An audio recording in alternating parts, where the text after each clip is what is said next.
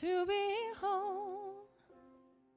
Hey friends, Pastor Scott here. Thank you so much for joining us for another Wednesday Wandering. We have been excited to help you and us grow and understand mental health this whole month of May as we looked at mental health awareness. And to finish up our little series on this, I brought in a very good friend of mine, someone who has the heart and the passion to help us all grow more aware of mental health and the need to be reaching out to others around us with this care and concern. So joining me today is Kenzie Schultz. Kenzie, thanks for joining us. Thank you. We're so glad you're here. And what we want to give you the opportunity to do is just to tell us a little bit about your passion, your heart with mental health and mental health awareness. Yeah, thank you.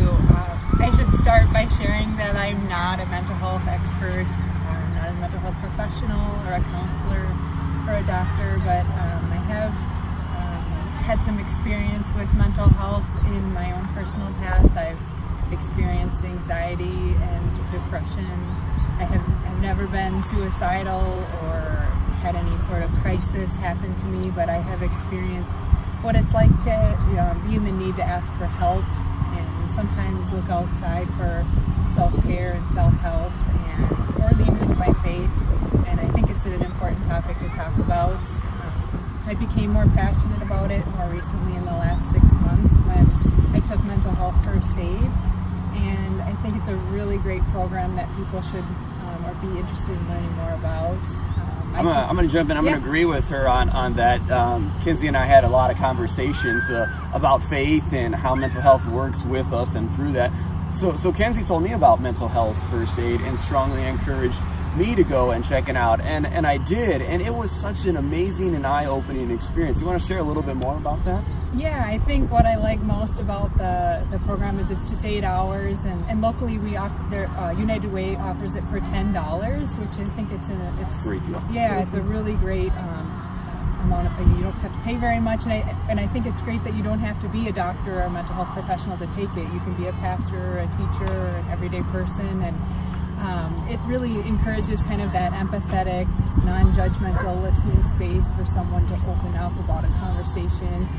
And sometimes that pain is invisible, and or sometimes people might just need that extra push or that bridge to find the help that they need. If they're in crisis, obviously go to seek professional help through your doctor or your medical professionals, but there's also ways that you can find help through family and friends and support locally in your community.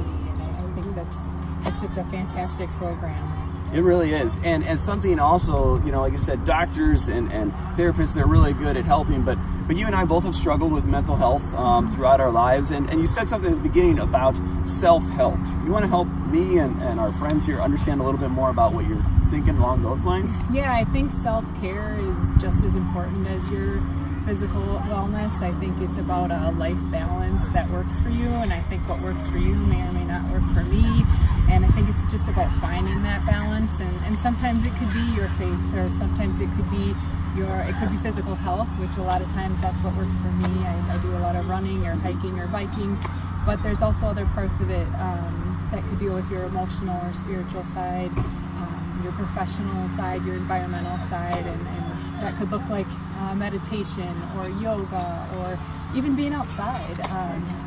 And I think if people are more open to looking at themselves and what their needs are, I think it helps in the process for at least just being in the path to health and wellness. So. For sure, and I think you do a great job of highlighting all that God has given to us to use to help care for ourselves. Doctors, nurses, therapists, medicines, and all those things, but so much else around us, whether it be art or physical therapy or yoga or meditating on the Word of God. All these things are great things that God has given to us to be a blessing to help care for ourselves in ways that we need. Absolutely. Yeah, and so as we're wrapping up here, Kenzie's going to have a few more things to share with us, some statistics, some ideas, and some opportunities for mental health first aid. But we really want you to understand that it's okay to not be okay, first and foremost. And there are people out there like Kenzie and myself, and so many others that care about you guys and want you to know that it's okay to seek some help. It's okay to go and ask. It's okay to find something that works for you. And that's our hope and that's our prayer as you learn throughout this Mental Health Awareness Month that it's okay to not be okay. And when you're not okay, seek out those around you. Lean into them. See what works for you. What works for you may not work for someone else, and that's all right. But know there are people that surround you that love you and care for you and that are there for you. So friends, thanks for joining us. We hope you've been blessed by this. Kenzie, we thank you for joining us and sharing your wonderful information and praying that God continues to work through you as you work into this field of mental health awareness. Thank you. So friends, till next time, be blessed. Maybe it's okay if I'm not okay, 'cause the one who holds the world is holding on to me.